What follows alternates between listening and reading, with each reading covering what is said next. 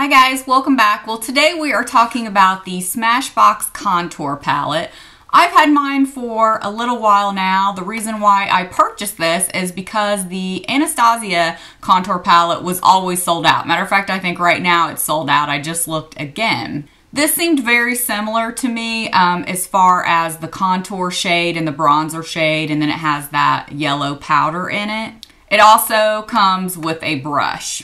So here's the brush. It's just a nice angled brush. It's okay. It's a little flimsy for me for what I like for contour, but most certainly you could use it. It is an angled brush. I actually like that for contour myself. So this is what the actual palette looks like, and I love the size of it because it's nice and compact. This would be great for travel, and basically comes with a contour, a bronzer, and a highlight. Now, I have to say the highlight, and I talk about this in the demo, the highlight doesn't really work for me as a highlight because I have a light skin tone. If you are a medium to deeper skin tone, this would definitely work as a highlight, just a subtle highlight.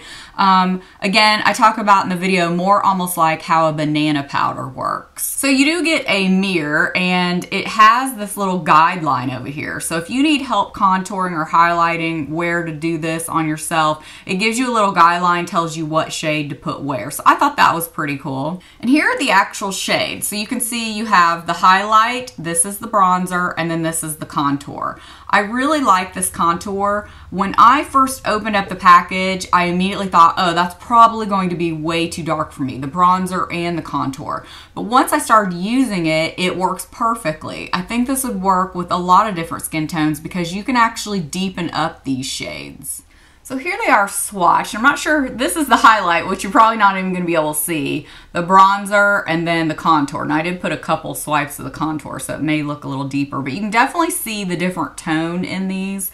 For me, I have it on now. Like again, I show you in the demo. The contour just looks really good on me. I find contour usually to either be too warm or too ashy. I mean, I know a lot of people like to use certain things with that real ashy, almost mauve ash look.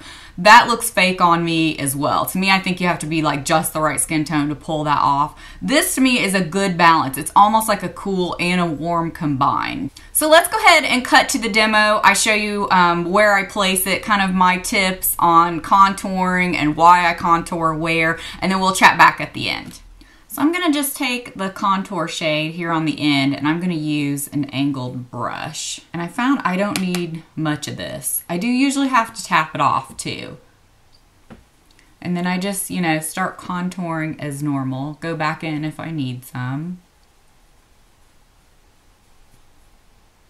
So I feel like you can already see a difference. But to me, this is just a really good shade.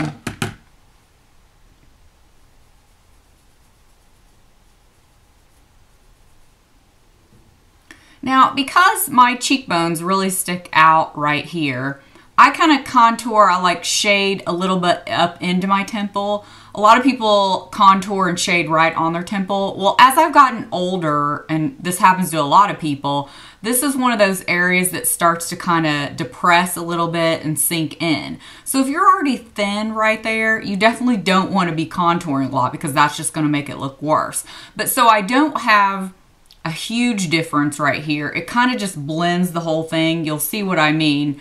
But I kind of just blend up in it a little bit. Kind of like my hairline right in here where my forehead starts to get a little wider.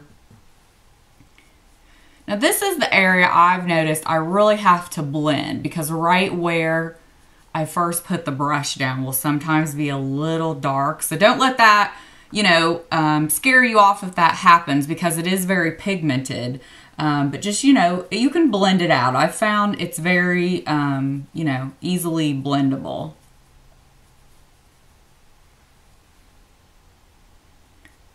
So this is what I mean. I just lightly kind of sweep it in here so it all kind of blends together, but I don't focus a ton on that temple area.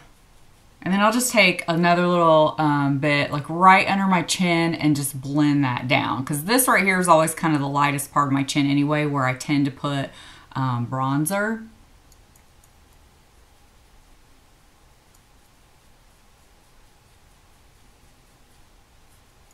Sometimes I'll put it on my nose, And sometimes I'll just put it on one side because I had skin cancer removed. I don't know if any of you have a good eye and have ever noticed this, but typically I'm not one of those that has to contour my nose. I like my nose. I think it's a good shape, fits my face well.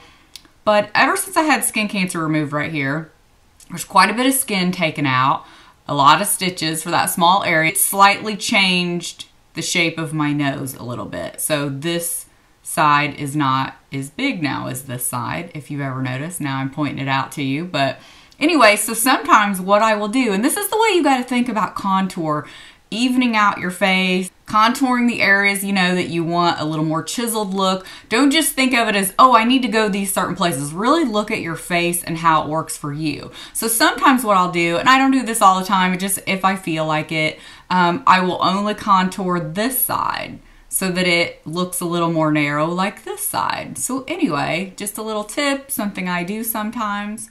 So I'm gonna go back in with a little more on the cheeks just so you can really you know, see the contour shade. I think from straight on, you definitely, and especially at an angle, you get that nice shadow. Now I'm gonna blend it out a little bit more, so don't freak out on me.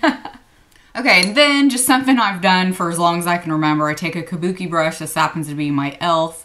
Kabuki brush, and I will blend out any harsh line on a contour.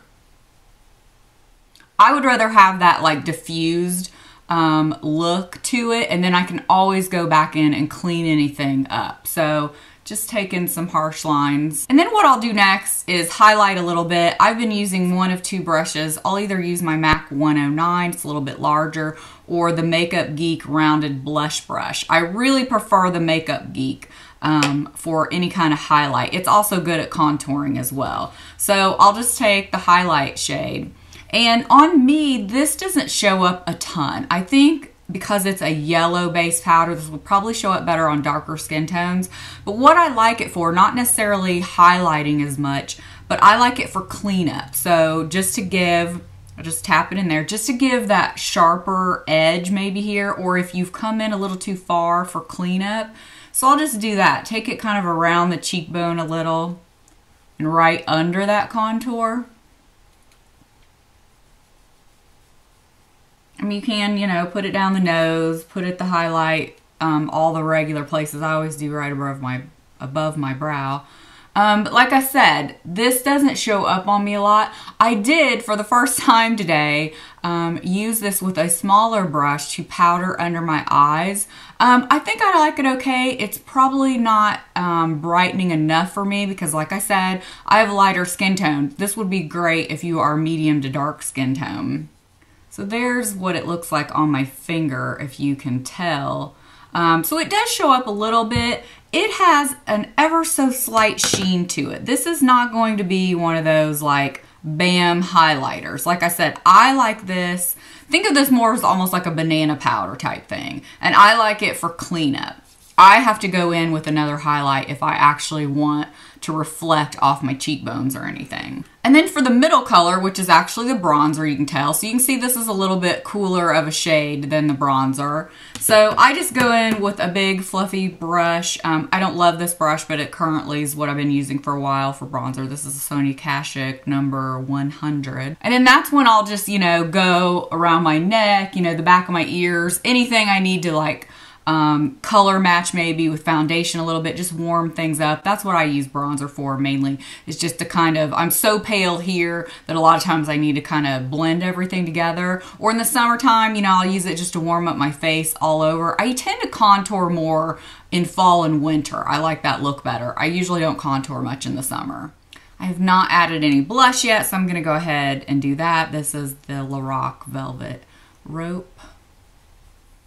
And there we go. So I think it's a nice contour, especially for light to medium skin tone. I think a lot of people could actually wear this palette because you can definitely deepen up that contour, and the bronzer is dark enough, I think, too. So I'm really enjoying this. To me, I think it was totally worth the money. I think a lot of that for me is the size. It's easy to grab. I'm not grabbing 3 separate products, and it definitely will be something that I can use when I travel. Again, I will need like a different highlight just because I like a little bit different look with my highlight and my skin tone. This doesn't really work, but you could definitely use this, like I said, as a setting powder under your eyes, and it works great. So for instance, if I was traveling, I would just take this palette and probably a separate highlight. But I love the convenience of just having everything in there. And like I said, I think the shades really, really work, especially for light skin tones, which is usually really hard to find. So I hope you guys found this helpful. As always, thank you so much for watching. I really appreciate it, and we'll see you next time. Bye.